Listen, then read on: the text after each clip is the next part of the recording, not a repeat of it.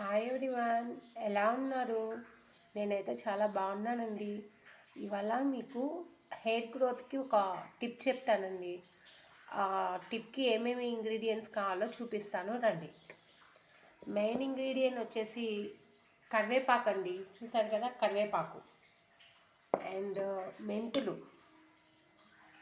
And coconut oil అండి. కొబ్బరి నూనె, ఇది కొబ్బరి చిప్పలతో మనము పట్టించిన ఆయిల్ అండి. అది తీసుకున్నా పర్లేదు, పారాషూట్ కోకోనట్ ఆయిల్ తీసుకున్నా పర్లేదండి.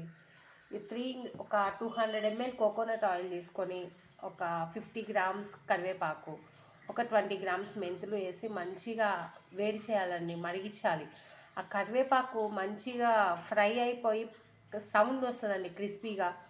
అలా వచ్చేంత వరకు వేడి చేసేసి కొంచెం పసుపు కూడా వేసుకోవచ్చండి. ఒక 1 స్పూన్ పసుపు వేసుకోండి. పసుపు వేయటం వల్ల డాండ్రఫ్ పోతుంది, బ్లడ్ సర్క్యులేషన్కి కూడా బాగా పనిచేస్తుందండి హెయిర్లో.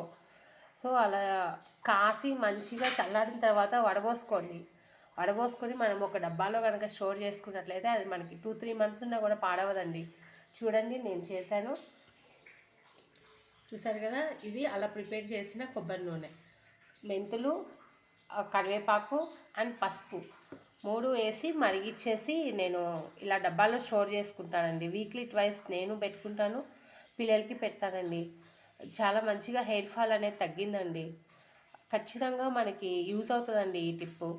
కాకపోతే మనం అది అప్లై చేసి మంచిగా మసాజ్ చేయాలండి. లోపలికి ఆయిల్ అనేది హెడ్లోకి ఇంకే వరకు మసాజ్ చేయాలండి. అలా చేసి ఒక 1 hour మనము వదిలేసేసి మంచిగా హెడ్ బాత్ చేసినట్లయితే మంచిగా ఉంటుందండి.